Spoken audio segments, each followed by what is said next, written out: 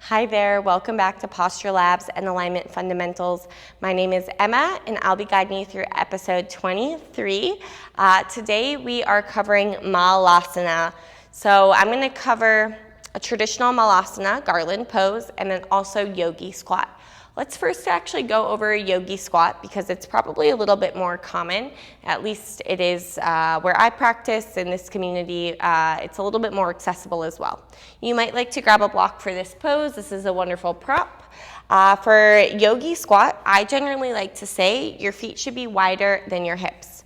I like to use the mat as a reference. So when I'm standing, I actually want my feet about the width of my mat and the toes going off the mat.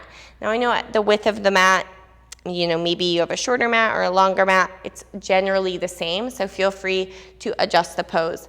But in general, your heels should be out a little bit wider than your hips and your toes turned out. Now, I'm going to start to bend my knees and drop my seat down. Now, for me, I obviously do this pose a lot. For a lot of people, this is very accessible and you may get in here easily. If not, this is a wonderful place to put a block underneath your seat. That way, you can still sink your tailbone without rounding your back. You can still sit up nice and tall. Then you might walk your feet in a little bit closer to you and use your elbows to press your knees outwards. Once that feels good, you might come down to a shorter block and press your knees outwards. Eventually, you might not use a block. Now, whether I'm using a block or not, let's start with the feet. Easy here for the feet to fall inwards. So the knees want to concave in because it's easier. That would mean you're rolling weight onto the inner edges of your feet. However, I want you to focus on pressing the outer edges of your feet down and really stamping through the heels. So the toes are nice and light here. You can use the elbows to help you with that. So the elbows are kind of like the gatekeeper. They don't let those knees fall inwards, but you still want to use engagement. You don't just want to use the elbows and then melt into the pose.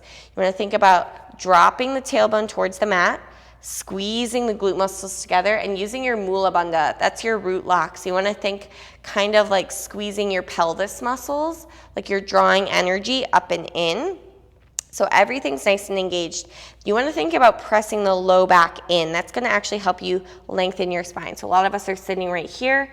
If you think low back in, gentle tuck of your chin will help the back of your neck lengthen and the back of your skull lift.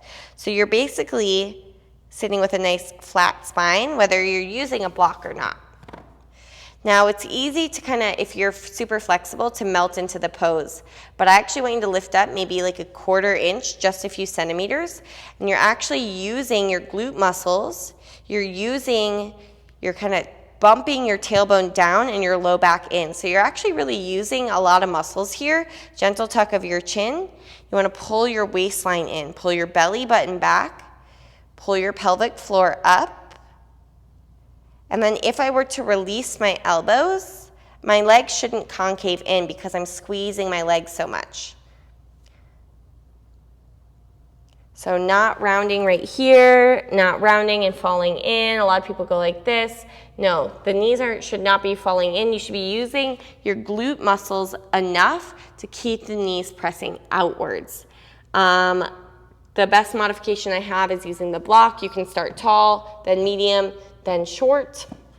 If the block is still too low, you might start by coming halfway down.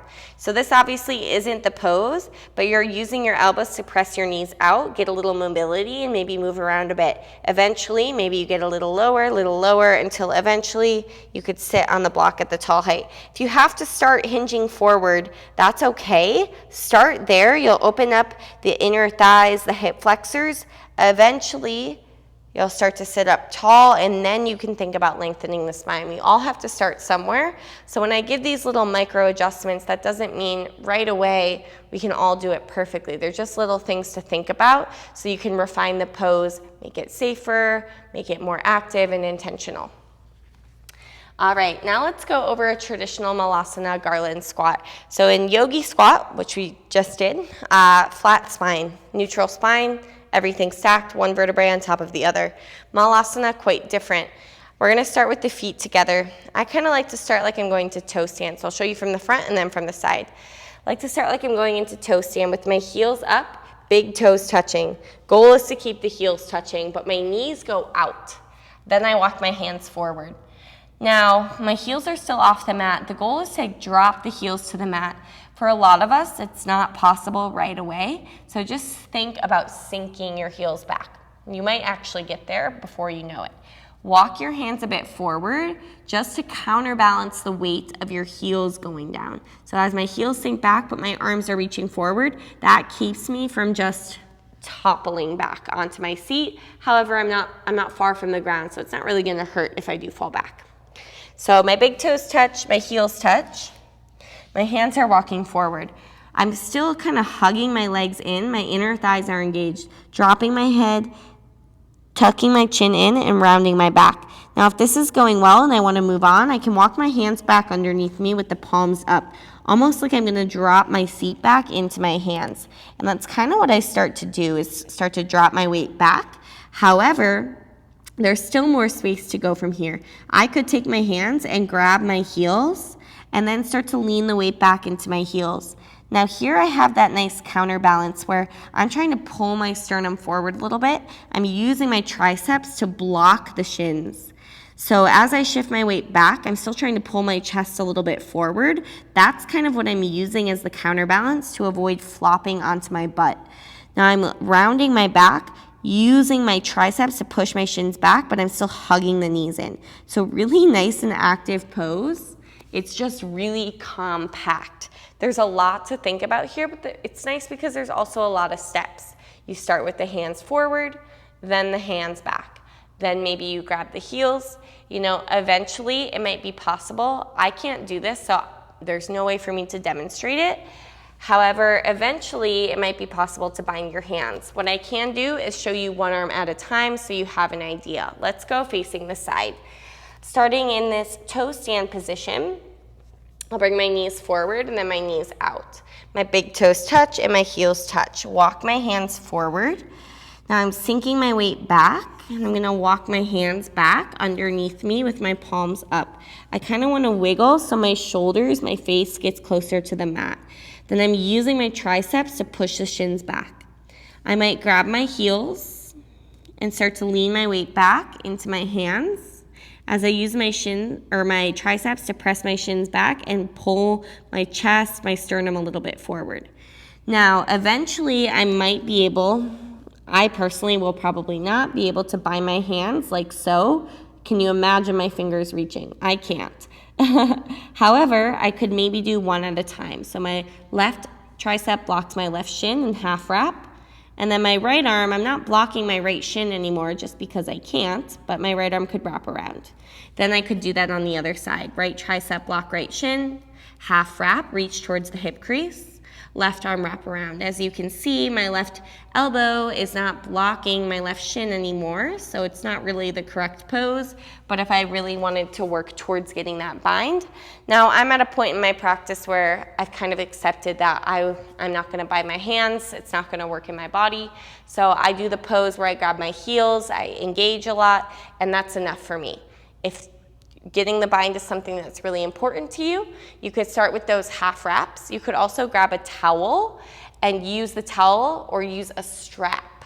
So instead of reaching for your hands, you're reaching back and grabbing opposite ends of a strap or towel and then gradually working your hands closer together. That's always an option to use a prop in this pose.